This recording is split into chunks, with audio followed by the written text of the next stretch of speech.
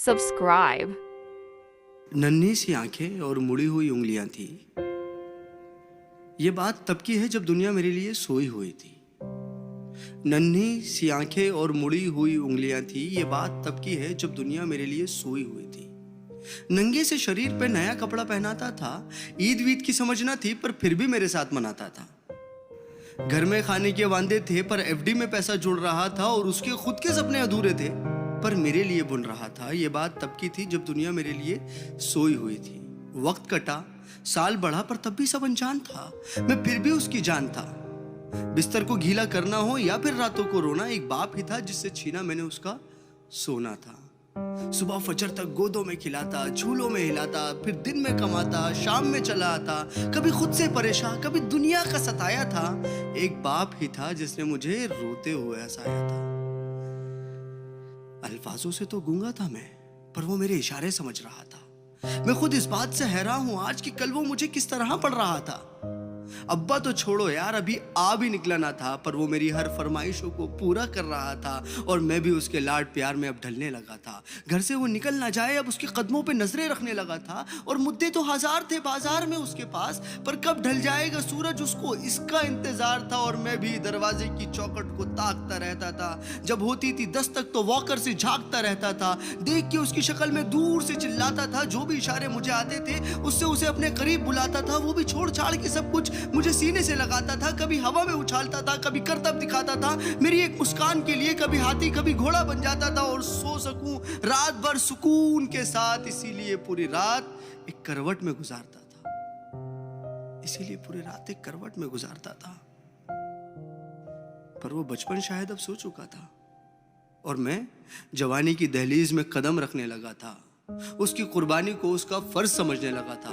चाहे वो फिर खुद बिना पंखे के सोना हो या मुझे हवा में सुलाना, या फिर ईद का वो खुद पुराना कपड़ा पहनना हो और मुझे नया पहनाना, या तपते हुए बुखार में वो ठंडे माथे पे रखी हुई पट्टियां हो या मेरी हर जिद के आगे झुक जाना। वो बचपन था, वो गुजर गया, वो रिश्ता था, वो सिकुड़ गया और मैं उस कुर्बानी के बोझ को उठा नहीं पाया। इसीलिए वो शहर में कहीं दूर छोड़ आया। नया शहर था, नए शहर की हवा मुझ पे चढ़ने लगी थी।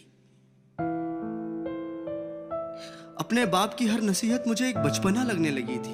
काम जो मिल गया था, पैसा जो आने लगा था, क्या जरूरत है बाप को, ये सोच मुझ में पलने लगी थी। और उधर मेरा बाप बेचैन था मेरी याद में कि कुछ रोज तो घर आजा बेटा, बस यही था उसकी फरियाद में। और मैं उससे हिसाब लेने लगा था जो दुनिया का कर्जदार बन चुका था। क्या जरूरत है तुम्हें अब्बू इतने पैसे की, अब ये सवाल करने लगा था। अब घड़ी का कांटा फिर पलट चुका था। कल तक मैं किसी का बेटा था, आज किसी का बाप बन चुका था और हसरतों का स्वेटर मैं भी बुनने लगा था। कल क्या करेगा मेरा बेटा, मैं भी यही सोचने लगा था। अब दुनिया में ना उससे कोई आगे था, ना कोई अपना था, सब पराया था, बस वही एक सपना था।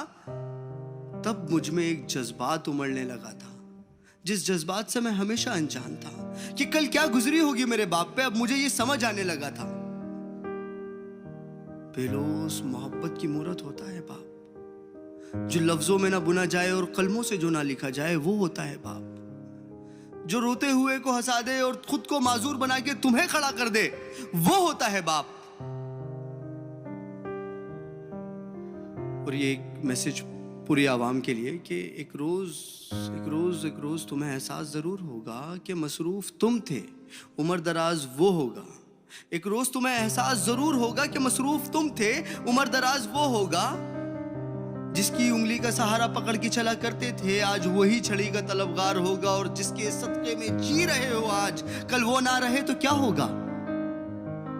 पर अभी वक्त बचा है कुछ खास तुम्हारे पास, तब तक जब तक बाप का साया तुम्हारे साथ होगा। और जन्नत के तलबगार हो तो सीने से लगा लेना, क्योंकि वही कल जन्नत का सरदार होगा।